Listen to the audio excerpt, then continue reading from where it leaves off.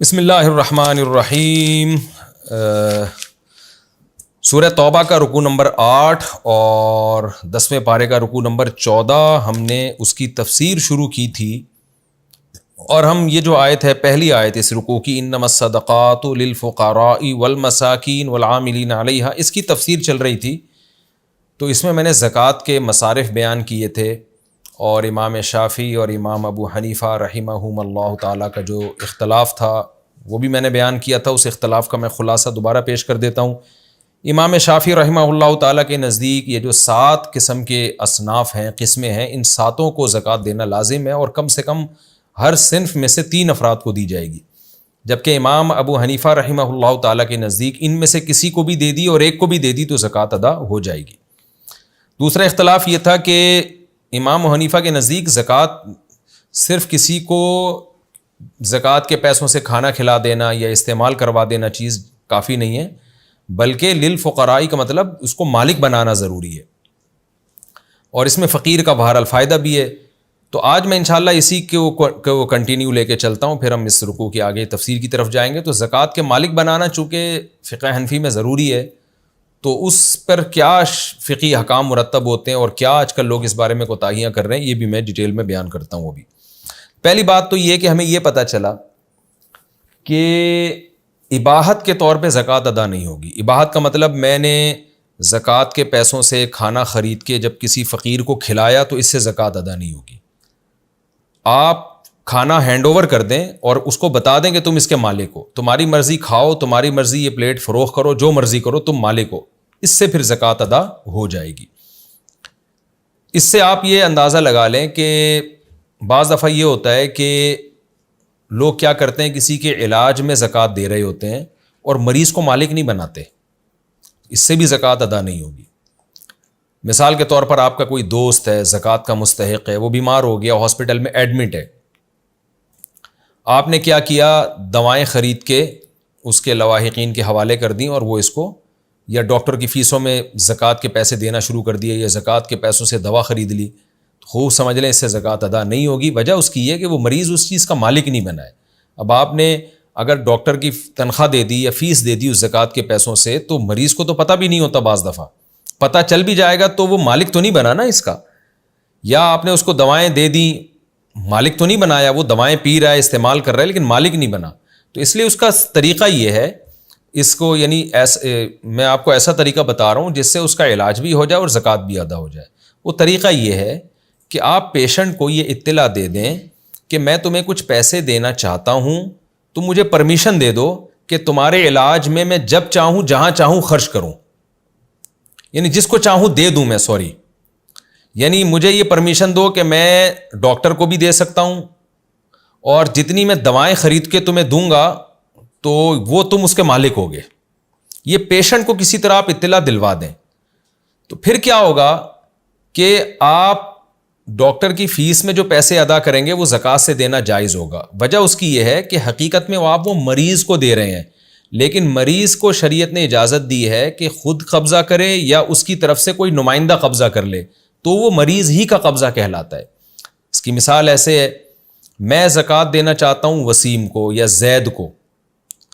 زید نے کہا کہ بھائی میں بھی موجود نہیں ہوں تو میری طرف سے تم بکر کو دے دو، بکر کو میں بھیج رہا ہوں تمہارے پاس، بکر میرا نمائندہ بن کے آ رہا ہے، بکر کو پکڑا دو. تو جیسے ہی میں بکر کو پکڑاؤں گا زکوٰۃ ادا ہو جائے گی. وجہ اس کی یہ ہے کہ وکیل کا قبضہ موکل کا قبضہ کہلاتا ہے.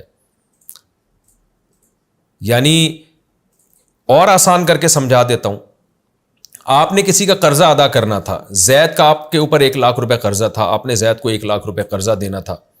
تو زید کہتا ہے یار ایسا کرو، میری طرف سے نا یہ فلاں کو دے دو، بکر کو دے دو یہ پیسے، میں نے اس کے پیسے دینے تھے، میرے اوپر اس کا 1,00,000 روپے قرضہ تھا، تو آپ نے جو مجھے 1,00,000 روپے دینے یہ بکر کو دے دو آپ.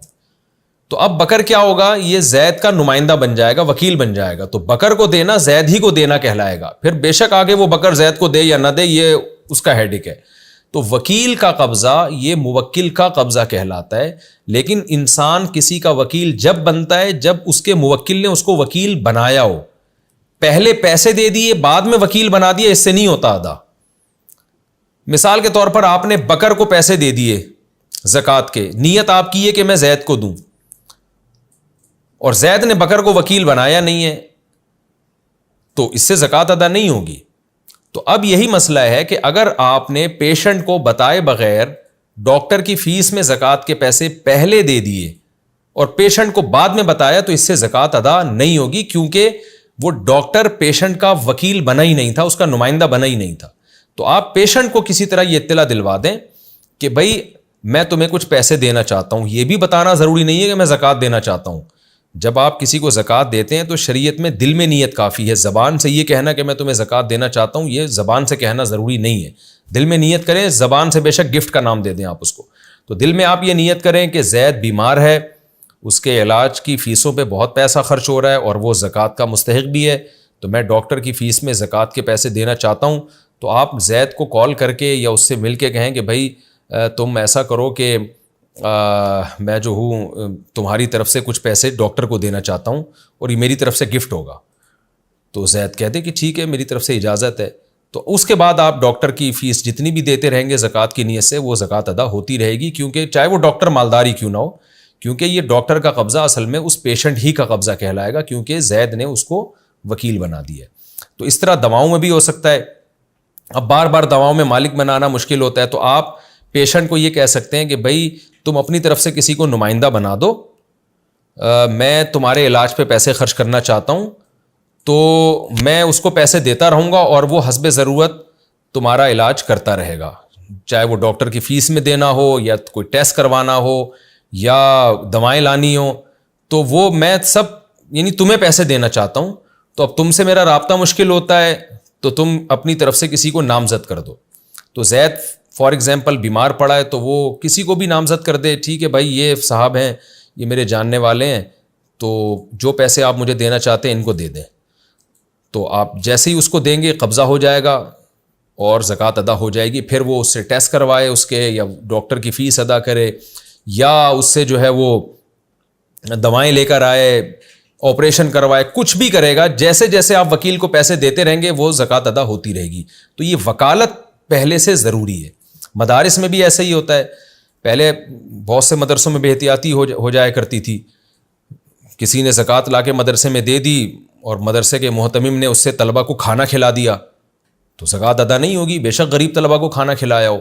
وجہ اس کی یہ کہ کھانا کھلانے سے زکوٰۃ ادا نہیں ہوتی, کھانے کا مالک بنانے سے ہوتی ہے. تو مدارس میں طلبہ کو کھانے کا مالک تو نہیں بنایا جاتا, وہ تو دسترخوان لگا دیا بھائی آ کے کھا لو.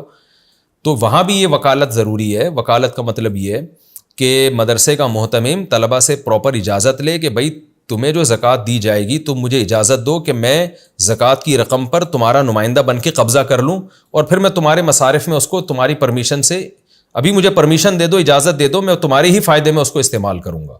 تو ایسی صورت میں جب وکالت نامے پر دستخط کروا لیے, طلبہ نے اجازت دے دی, دستخط اس لیے کہ تاکہ کوئی بعد میں انکار نہ کر سکے.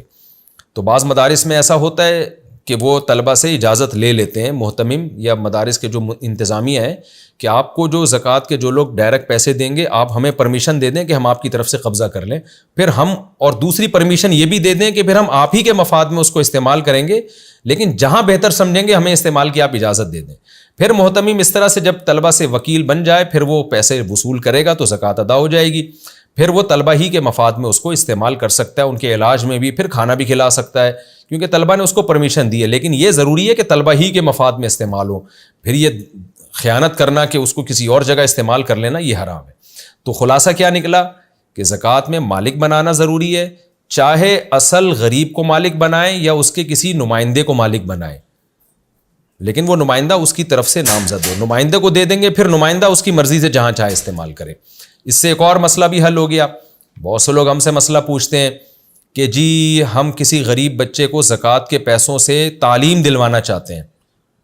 تو یہاں بھی خوب سمجھ لیں, اگر ڈائریکٹ آپ نے غریب بچے کے ٹیچر کو فیس میں پیسے دینا شروع کر دیے تو زکوٰۃ ادا نہیں ہوگی. تو اس کا طریقہ بھی یہی ہے کہ آپ اس غریب سے پہلے پرمیشن لیں.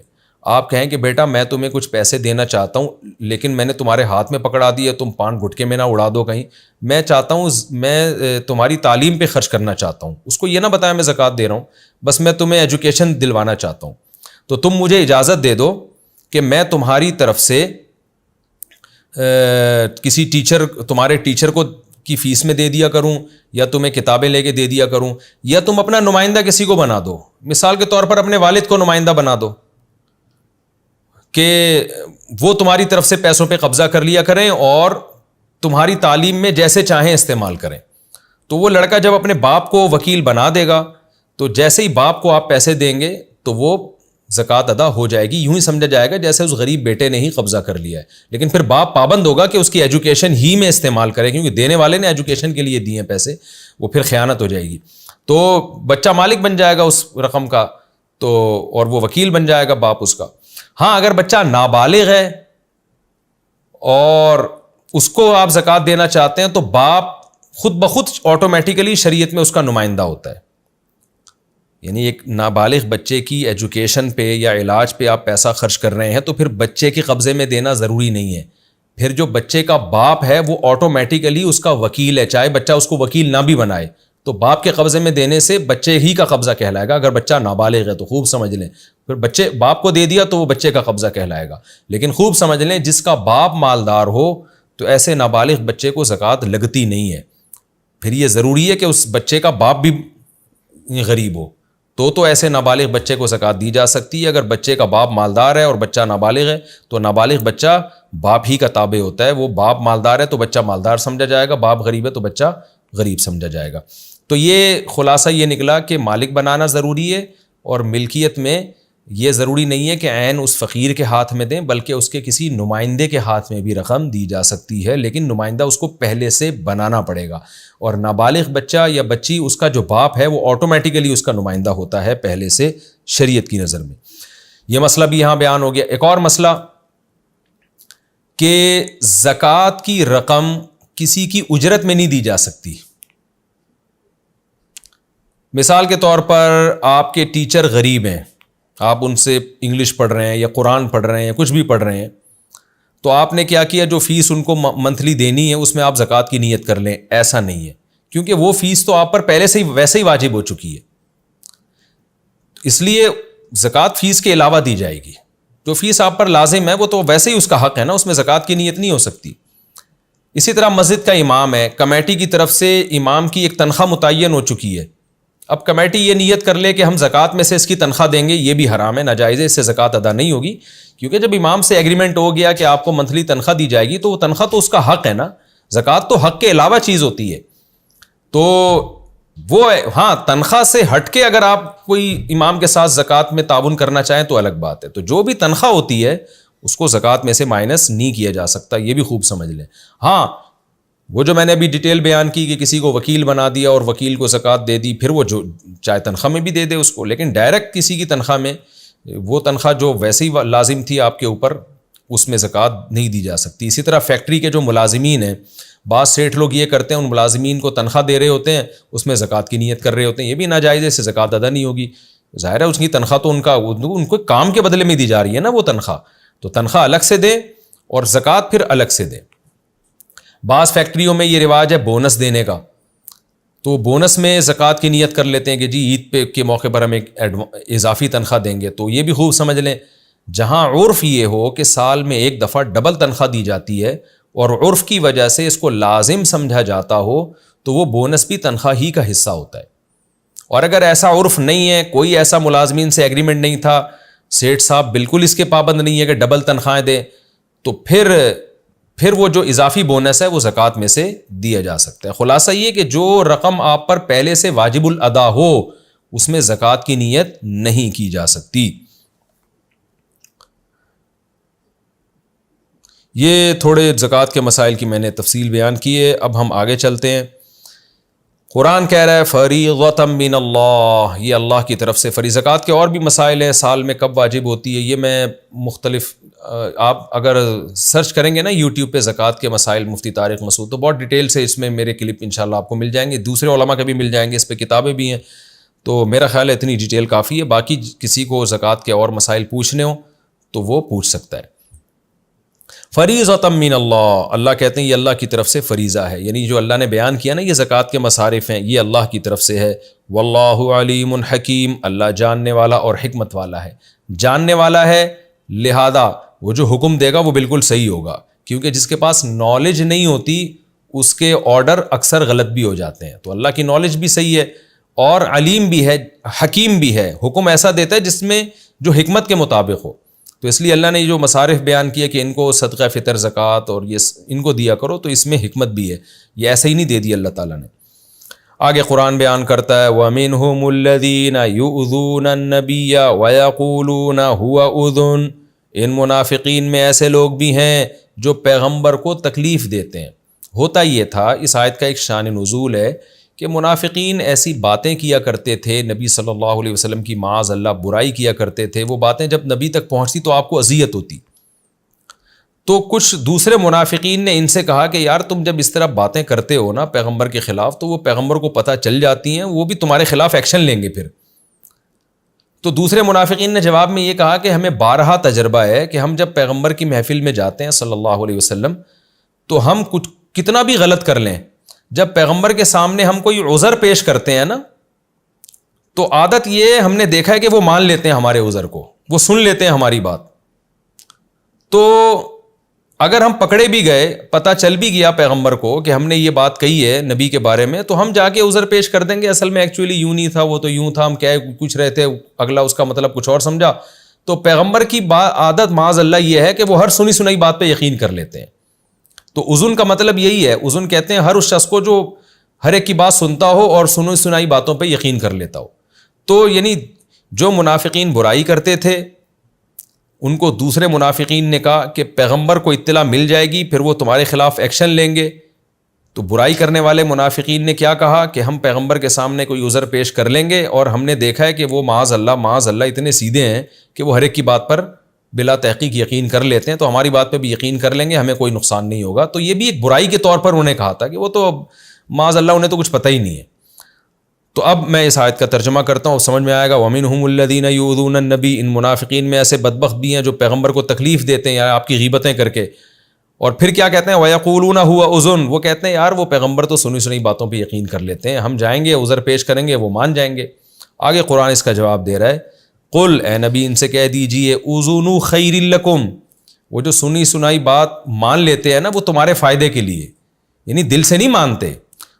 ہوتا یہ تھا کہ رسول اللہ صلی اللہ علیہ وسلم کی طبیعت میں بہت زیادہ مروت غالب تھی. مروت کا مطلب کیا ہوتا ہے کہ کسی کے سامنے اس کو رسوا نہ کرنا.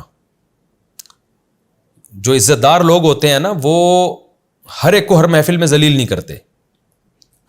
وہ جب بھی کوئی ظاہری طور پر کوئی بات کرتا ہے تو اس کا دل رکھنے کے لیے مان لیتے ہیں کہ ہاں بھائی تو صحیح کہہ رہا ہے. تو نبی صلی اللہ علیہ وسلم پر بھی کرم کا غلبہ تھا, آپ کی اخلاق بہت عالی اخلاق تھے. قرآن خود کہتا ہے انک لعلی خلق عظیم, آپ اخلاق کی بہت ہی بلندی پر ہیں. تو ہوتا یہ تھا کہ منافقین جب آ کے الٹے کام کرتے اور نبی کے سامنے جھوٹے بہانے پیش کرتے تو آپ صلی اللہ علیہ وسلم کی اخلاق یہ برداشت نہیں کرتے تھے کہ انہی کے سامنے ان کو ٹوک دیں کہ تم جھوٹ بول رہے ہو, بلکہ آپ ظاہری طور پر یہ جانتے بوجھتے ہوئے بھی کہ یہ غلط کہہ رہے ہیں ان کی بات کو مان لیا کرتے تھے. اچھا بھائی, کیونکہ عزت دار آدمی ایسا ہی کرتا ہے, وہ سامنے والے کی عزت کا خیال کرتا ہے. تو قرآن یہ کہہ رہا ہے کہ یہ جو محمد صلی اللہ علیہ وسلم سنی سنائی باتوں پہ یقین کر لیتے ہیں, یہ بظاہر جو یقین, حقیقت میں تو یقین نہیں کر رہے وہ, لیکن جو بظاہر ایسا ایٹیٹیوڈ ہے ان کا, یہ خیر لکم, تمہارے فائدے کے لیے, تاکہ تم لوگوں کے سامنے رسوا نہ ہو, تمہاری بے عزتی نہ ہو. حقیقت میں وہ تمہاری بات پر یقین نہیں کرتے, یا وہ ایسے نہیں ہے کہ جو بھی جائے ان کو کچھ بھی معاذ اللہ سمجھا دے اور وہ مان لیں, ایسا نہیں ہے. بعض دفعہ وہ حکمت کی خاطر, مصلحت کی خاطر, تمہاری عزت کی خاطر وہ ایسا کرتے ہیں. تو قرآن اسی کا تذکرہ کر رہا ہے. قول, اے نبی ان سے کہہ دیجئے, اذن خیر لکم, وہ تمہارے فائدے کے لیے تمہاری باتوں کو سن لیتے ہیں, لیکن یؤمن باللہ و یؤمن للمؤمنین, ایمان ان کا اللہ پر اور مومنین پر ہے. یعنی یقین وہ اللہ کی باتوں پہ کرتے ہیں اور مومنین کی باتوں پر, کیونکہ ان کو پتہ ہی اپنے مومنین اپنے مخلص لوگ ہیں, یہ میرے سامنے جھوٹ نہیں بولیں گے. منافقین کا ان کو بھی اندازہ ہے اور ان کی باتوں پہ آپ یقین نہیں کرتے. تو اس لیے منافقین اس خوش فہمی میں نہ رہیں کہ ہم جو مرضی پیغمبر کے سامنے بول دیں گے, پیغمبر مان لیں گے ہماری بات اور یقین کر لیں گے. یقین نہیں کرتے, کسی مصلحت سے, عزت کی وجہ سے اور اپنے کرم کی وجہ سے آپ خاموشی اختیار کرتے ہیں جس میں تمہارا فائدہ ہے. فائدہ یہ کہ تمہیں اور مہلت مل جاتی ہے سوچنے کی, توبہ کرنے کی. تو یہ اللہ پر یقین رکھتے ہیں اور مومنین پر یقین رکھتے ہیں. وَرَحْمَةٌ لِّلَّذِينَ آمَنُوا مِنكُمْ، اور تم میں جو ایمان لائے ہیں ان کے لیے حقیقت میں یہ رحمت ہیں. پوری رحمت تو آپ اہل ایمان کے حق میں ہے. باقی تم اس خوش فہمی میں نہ رہو کہ یہ تمہارے لیے بھی رحمت ہیں، اور یعنی تمہاری باتوں پہ یقین کر کے تمہیں بھی وہی پروٹوکول دیں گے جو مومنین کو دیا جاتا ہے. اللہ وحی کے ذریعے تمہارے راز پیغمبر صلی اللہ علیہ وسلم پر کھول دیتا ہے. جیسے کہ آگے آ رہا ہے کہ منافقین اس سے بھی ڈرتے تھے کہ وحی کے ذریعے ہمارے ساری پول پٹیاں اللہ پیغمبر کو بتا دیتا ہے. آگے اس کا تذکرہ آ رہا ہے. تو حقیقت میں جو رحمت ہیں وہ مومنین ہی کے لیے ہیں. تم اس خوش فہمی میں نہ ہو. باقی جو تمہاری بات سن لیتے ہیں یہ وقتی طور پہ اس میں تمہارا فائدہ ہے. تمہیں عزت دینے کے لیے آپ کے اخلاق عالیہ ایسے ہیں کہ آپ تمہارے منہ پہ رد نہیں کرتے، کیونکہ تم میں سے بعض لوگوں کو بہرحال توبہ کی فیوچر میں توفیق ملے گی.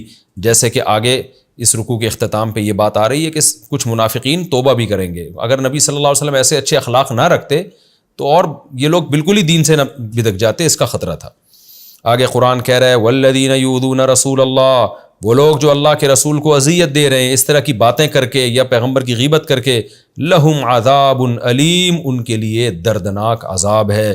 یحلفون باللہ لکم لیرضوکم، قرآن کہہ رہے اے صحابہ یہ تمہارے سامنے بھی منافقین قسمیں اٹھاتے ہیں، جھوٹی قسمیں. کوئی غلطی کرتے ہیں یا جہاد میں پیچھے رہ گئے تو تمہارے سامنے بھی جھوٹی قسمیں اٹھاتے ہیں تاکہ تم ان سے خوش ہو جاؤ. تو اللہ منافقین کو تنبیہ کر رہا ہے کہ تم صحابہ کو خوش کرنے میں لگے ہوئے ہو جھوٹ بول کے. اللہ اور اس کے رسول زیادہ حقدار ہیں کہ ان کو خوش کیا جائے. اور ظاہر ہے اللہ کبھی جھوٹ پہ خوش نہیں ہوتا، اللہ کو تو دلوں کے حالات پتہ ہیں. تو اللہ کی رضا کی فکر کرو، رسول کی رضا کی فکر کرو. تو باقی تمہارے جو لوگ ہیں جو صحابہ کرام ہیں وہ خود بخود تم سے راضی ہو جائیں گے. یحلفون باللہ لکم لیرضوکم، یہ اللہ کی قسمیں اٹھاتے ہیں تمہارے سامنے تاکہ تمہیں راضی کر دیں. واللہ ورسولہ احق ان یرضوہ، اللہ اور اس کا رسول اس بات کے زیادہ لائق ہیں کہ یہ ان کو راضی کریں. ان کانوا مومنین، اگر یہ مومن ہیں تو اللہ اس کے رسول تو جب ہی راضی ہوں گے جب یہ سچ بولیں. الم یعلموا، کیا یہ لوگ جانتے نہیں ہیں، انہ من یحادد اللہ ورسولہ، کہ جو اللہ اس کے رسول سے دشمنی کرے گا، مخالفت کرے گا، فان لہ نار جہنم، اس کے لیے جہنم کی آگ ہے، خالدا فیہا، ہمیشہ اس میں رہے گا.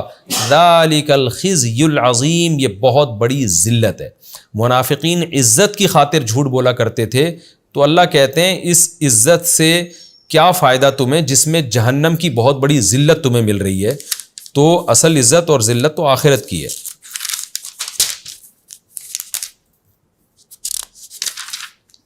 یحذر المنافقون ان تنزل علیہم سورۃ تنبئہم بما فی قلوبہم، منافقین اس بات سے خوف زدہ ہوتے ہیں کہ ان پر کوئی ایسی صورت نازل ہو جائے. ان پر سے مراد قرآن اصل میں تو نبی پہ نازل ہو رہا ہے لیکن پوری انسانیت پہ بھی تو نازل ہو رہا ہے نا نبی کے ذریعے سے. تو اس لیے یہاں منافقین کو خطاب کیا گیا کہ ان پر نازل، یعنی جب نبی پہ نازل ہوگا تو صحابہ پہ بھی ہوگا، تو صحابہ پہ تو منافقین پہ بھی، کافر مسلم سب پہ نازل ہو رہا ہے، یعنی سب کے لیے نازل ہو رہا ہے. تو قرآن کہہ رہا ہے منافقین اس بات سے ڈرتے ہیں کہ کوئی ایسی صورت ان پر نازل ہو جائے جو ان کے دلوں کے راز کو ظاہر کر دے.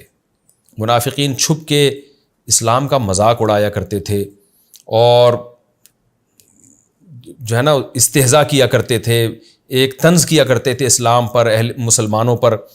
تو اور پھر ڈرتے بھی تھے کہیں ایسا نہ ہو کہ ہم یہ چھپی ہوئی محفلوں میں جو کچھ کر رہے ہیں نبی صلی اللہ علیہ وسلم کو اطلاع نہ ہو جائے، اس کی وحی کے ذریعے کوئی خدا نہ بتا دے. تو قرآن نے کیا کہا، نبی سے کہا ان سے کہہ دیجئے قل استہزئوا، اے نبی آپ ان کو بلا کے ان کو بتائیں کہ تم مذاق اڑاتے رہو. یعنی پہلی بات تو اس سے پتہ چل جائے گی کہ نبی کو پتہ چل گیا مذاق اڑانے کا. ان اللہ مخرج ما تحذرون، جس چیز سے تم ڈر رہے ہو اللہ اس کو نکال کے باہر چھوڑے گا. یعنی تم ڈر رہے ہو کہ ہمارے راز فاش نہ ہو جائیں تو اللہ راز فاش کرے گا. جیسے کہ اللہ نے سورۃ توبہ میں منافقین کے بالکل ہی ان کو ایکسپوز کر دیا، بالکل نمایاں کر دیا. اب نبی جب ان کو بلا کے پوچھتے تھے کہ تم چھپ کے محفلوں میں اسلام کا مذاق کیوں اڑا رہے تھے، اللہ نے مجھے وحی کے ذریعے بتایا ہے، تو پھر یہ جھوٹے عذر پیش کرتے. وہ عذر کیا پیش کرتے؟ قرآن کہہ رہا ہے وَلَئِن سَأَلْتَهُمْ، جب آپ ان کو بلا کے ان سے پوچھتے ہیں کیوں مذاق اڑا رہے تھے اسلام کا، لَيَقُولُنَّ، تو یہ کہتے ہیں اِنَّمَا كُنَّا نَخُوضُ وَنَلْعَبُ، ہم تو محض ایک بحث میں گھسے ہوئے تھے اور کھیل تماشا کر رہے تھے، یعنی ہم اس مذاق اڑانے میں سیریس نہیں تھے. بحث میں گھسنے کا مطلب یہ کہ گپ شپ ہوتی ہے, ٹائم اچھا پاس ہو جاتا ہے, تو کوئی نہ کوئی ٹاپک تو چاہیے نا بحث کے لیے. تو ویسے ہی ہم ایک چیز میں بحث میں گھستے مذاق میں ہم نے گویا یہ مذاق میں بھی ہم سیریس نہیں تھے. ہمارا مقصد اسلام کا حقیقت میں مذاق اڑانا نہیں تھا, بس ایک انٹرٹینمنٹ کے لیے ہم نے جو ہے کچھ لطیفے سنائے اور کچھ جو ہے نا ایسے نقلیں اتاری اہل ایمان کی. تو یہ ایک انٹرٹینمنٹ تھی, یہ سیریسلی تو ہم مسلمان ہی ہیں.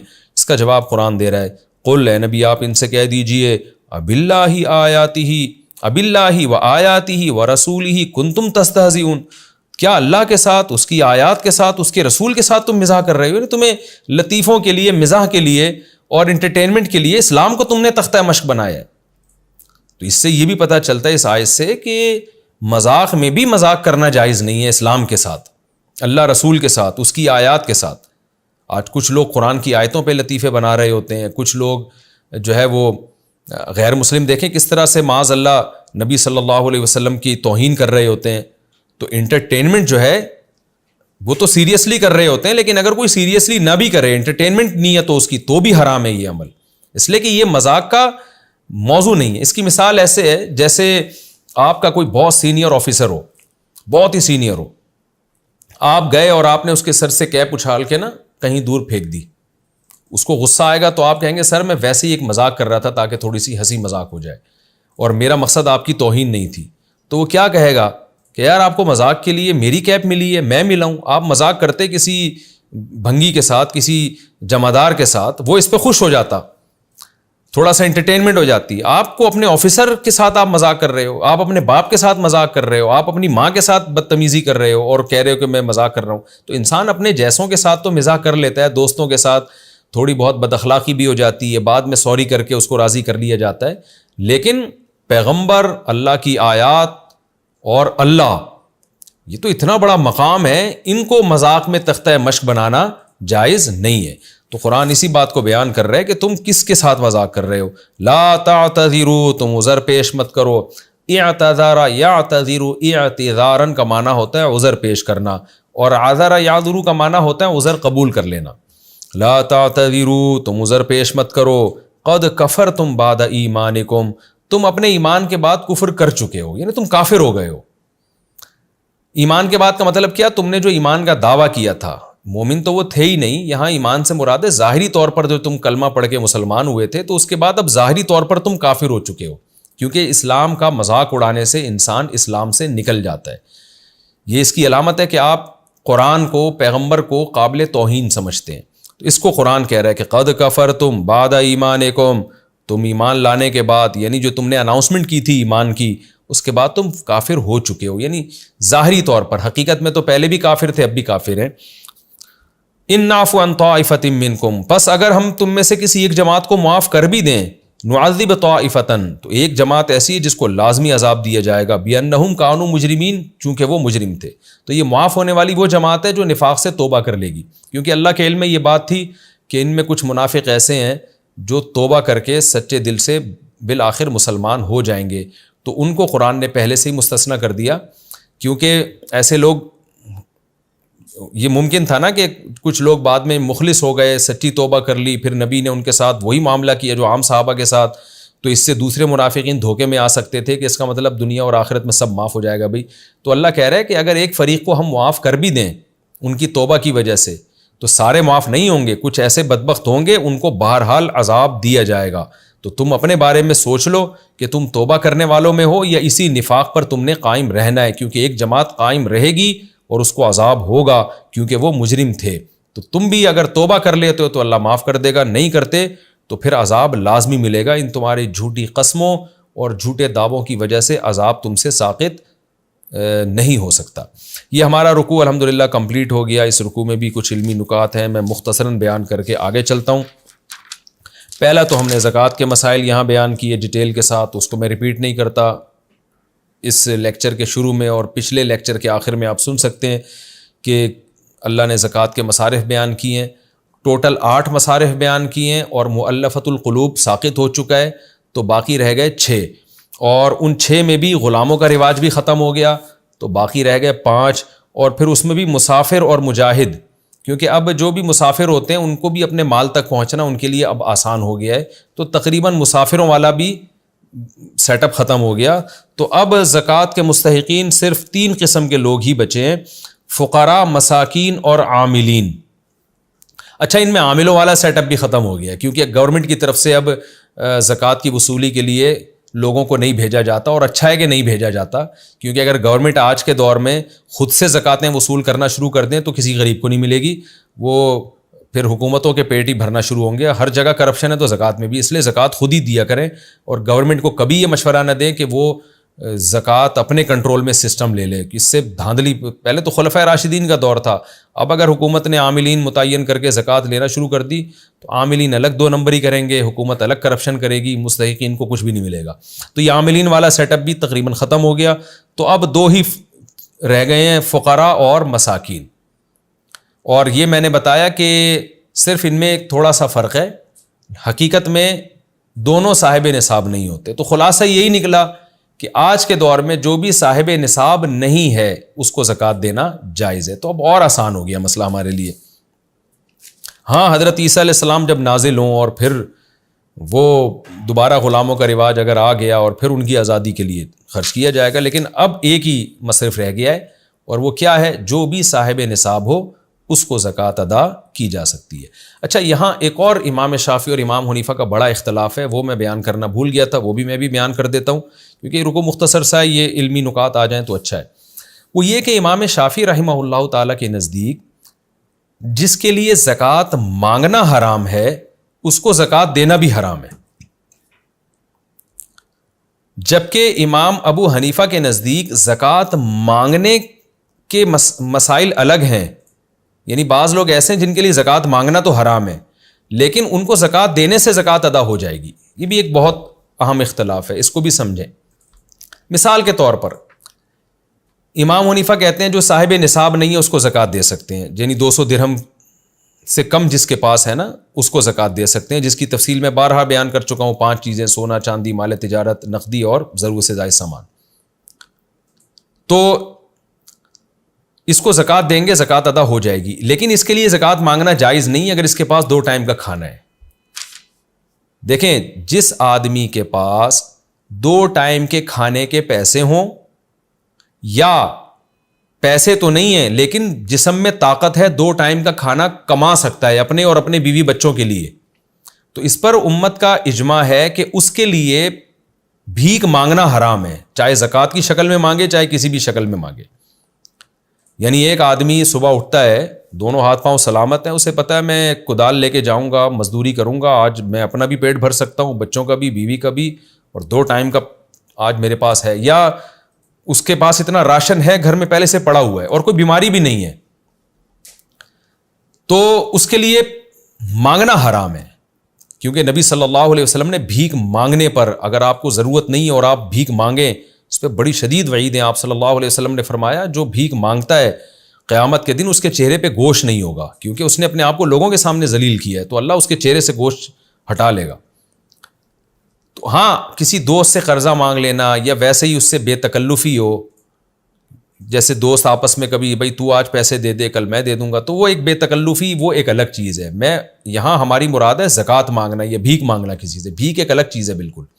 تو بھیک مانگنا جائز نہیں ہے اس شخص کے لیے جس کے پاس 1 دن کی ضرورت کا انتظام ہو. تو امام شافعی کہتے ہیں کہ اگر کوئی شخص صاحب نصاب نہیں بھی ہے لیکن 24 گھنٹے وہ اپنی بنیادی ضرورتیں کھانے پینے کی، رہائش کی پوری کر سکتا ہے، اس کے پاس جگہ ہے، رہ سکتا ہے، یا کوئی بیماری بھی نہیں ہے بڑی کہ علاج کے لیے اس کو پیسے چاہیے، تو اس کے لیے زکوٰۃ مانگنا حرام ہے. جب مانگنا حرام ہے تو اس کو دینا بھی حرام ہے. تو ایسے شخص کو اگر آپ نے زکوٰۃ دے دی جس کے پاس 2 ٹائم کے کھانے کا انتظام ہے، تو زکوٰۃ امام شافعی کی رائے میں ادا نہیں ہوگی.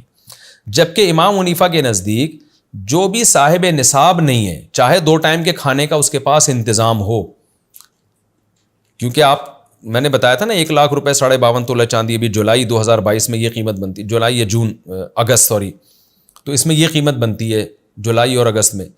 تو 2022 کی بات کر رہا ہوں. اب اگر کوئی 20 سال بعد ہمارا لیکچر سنے تو وہ ظاہر ہے اس وقت تو زمین آسمان کا فرق آ چکا ہوگا. تو 52.5 تولہ چاندی یا 200 درہم جو نبی کے دور میں جو درہم تھا اس کے حساب سے 200 درہم کے بقدر کسی کے پاس مال ہے تو اس کو زکوٰۃ نہیں دے سکتے، اس سے کم ہے تو زکوٰۃ دے سکتے ہیں، بے شک اس کے پاس کھانے کا انتظام ہو، پینے کا انتظام ہو۔ تو امام ابو حنیفہ کے مدار ہے نصاب پر، تو اس کو زکوٰۃ دینے سے ادا ہو جائے گی۔ ہاں اس کے لیے مانگنا بہرحال جائز نہیں ہے۔ تو آج یعنی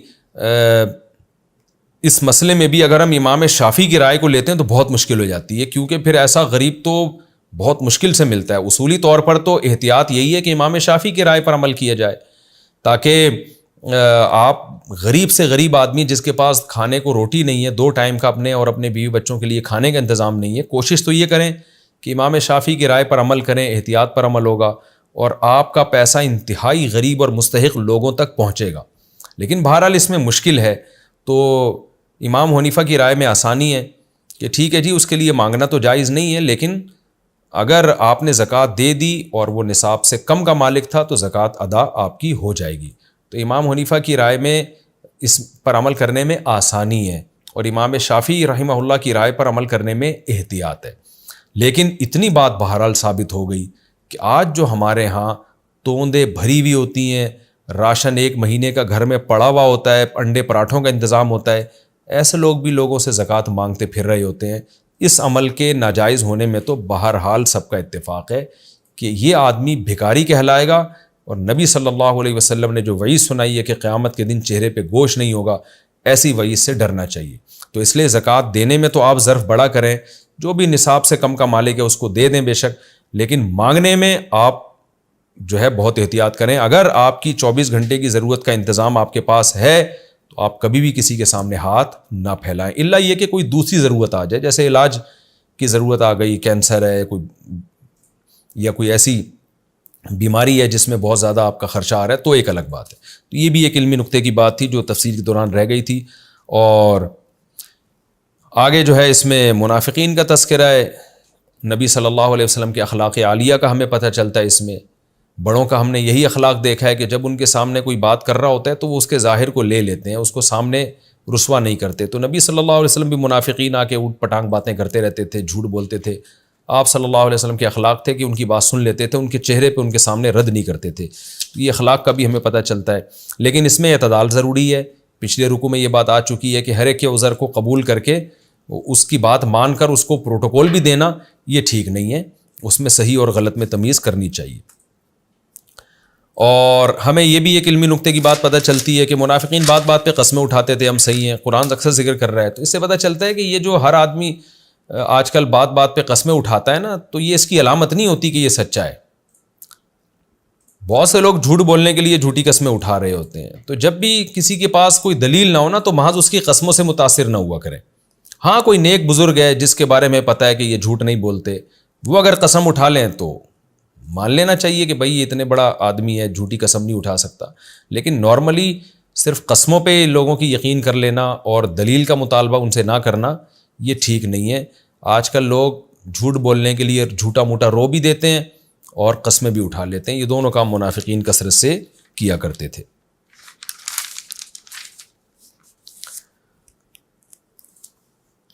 اور ایک آخری بات یہ کہ دینی چیزوں کا مذاق اڑانا، شاعر اسلام کا مذاق اڑانا یہ بھی بہت خطرناک ہے، جیسے کہ قرآن نے کہا اب اللہ و آیاتہ و رسولہ کنتم تستہزئون۔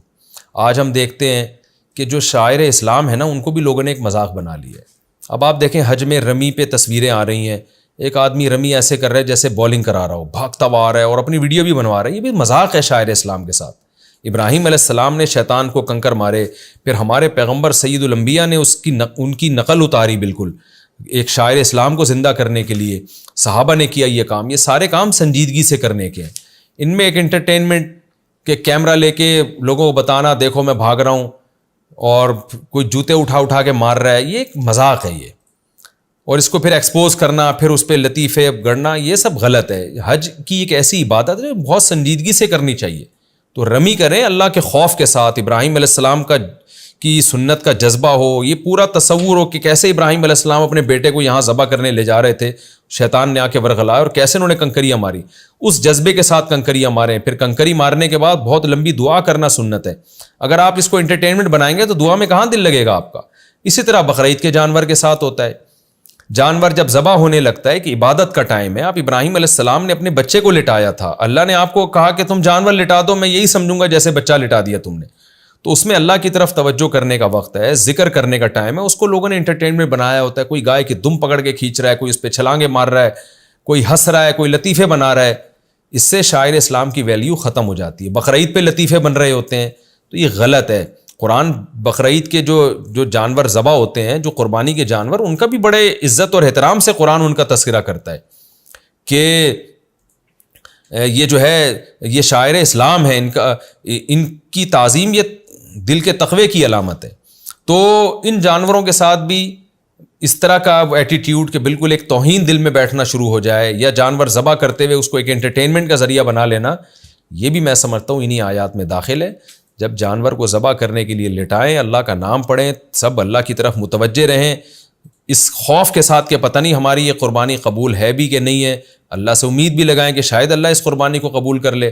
تو وہ انٹرٹینمنٹ کا ہنسی مذاق کا وقت نہیں ہوتا. لیکن آج اس کو لوگوں نے جانور پڑا ہوتا ہے اور اس کے پیٹ پہ کوئی کود رہا ہے، کوئی دم پکڑ کے گھسیٹ رہا ہے، کوئی کیا کر رہا ہے، اور ہا ہو ہی شو بازیاں، بہت بری حرکت ہے. اس سے بھی بچنا چاہیے. تو جتنے بھی اسلام کے شاعر ہیں، جو عبادتیں ہیں، طواف میں میں نے دیکھا ہے اب ہنسی مذاق کر رہے ہیں لوگ.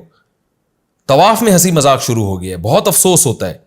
طواف میں علماء کہتے ہیں اتنی عظمت بیت اللہ کی دل میں ہونی چاہیے. آپ اللہ کے گھر پر آئے ہو، ساری زندگی جس بیت اللہ کی طرف رخ کر کے نماز پڑھتے رہے، آج وہ آپ کے سامنے ہے، آپ اس کا طواف کر رہے ہو. ایک آپ میں روب ہونا چاہیے، ایک اللہ کی طرف توجہ ہونی چاہیے کہ اللہ میں لاکھوں روپے خرچ کر کے آیا ہوں، تیرے گھر کا کے چکر لگا رہا ہوں دیوانہ وار، تو اس عبادت کو قبول کر لے. وہاں بھی ہم نے دیکھا ہے طواف کے دوران سیلفیاں بن رہی ہیں، کوئی مسکرا رہا ہے، کوئی جو ہے وہ مذاق کر رہا ہے، کوئی ایسے گھوم رہا ہے جیسے یہاں کوئی کھانے کے بعد کھانا ہضم کرنے کے لیے چہل قدمی کرنے کے لیے آیا ہوا ہے.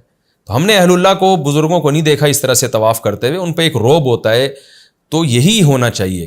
میں طواف کر رہا تھا، مجھے یاد ہے جب میں پہلے 3 چکروں میں رمل کر رہا تھا، مسلسل پیچھے سے کوئی آواز مار رہا تھا، مفتی صاحب ماشاءاللہ زبردست، صحیح رمل کر رہے ہو، اور واہ واہ زبردست. مجھے اتنا برا لگ رہا تھا کہ یار ٹھیک ہے آپ محبت میں کر رہے ہیں، آپ کوئی میری توہین کی نیت سے نہیں کر رہے، آپ ایک ویسے ہی مفتی صاحب سے محبت کا اظہار کر رہے ہیں، لیکن یہ موقع نہیں ہے اس کا. آپ بھی اپنے طواف میں مشغول رہیں، ہمیں بھی اپنے طواف میں مشغول رہنے دیں. اس دوران باتیں کرنا اور ایک دوسرے کی توجہ ہٹانا یہ اچھا نہیں لگتا. یہ عمل یہ بری بات ہے. بعد میں بیٹھ جائیں طواف کے بعد، پھر جو بھی مذاق کریں، جو گپ شپ لگائیں آپ کی، اگر کسی سے بے تکلفی ہے. تو یہ چیز اس دفعہ میں نے حج میں نوٹ کی کہ بھائی اب حج کے جو شاعر ہیں ان میں بھی لوگ اب سنجیدہ نہیں رہے ہیں. تو یہ سب چیزیں بڑی ڈینجرس ہیں. قرآن کی اس آیت کا مصداق ہے. اللہ تعالیٰ میں سمجھنے کی، عمل کی توفیق عطا فرمائے. اگلے ایپیسوڈ میں انشاءاللہ ہم سورہ توبہ کا رکوع نمبر 9 اور 10ویں پارے کا رکوع نمبر 15 انشاءاللہ ہم اسٹارٹ کریں گے. اللہ تعالیٰ میں سمجھنے کی، عمل کی توفیق عطا فرمائے. وما علینا الا البلاغ.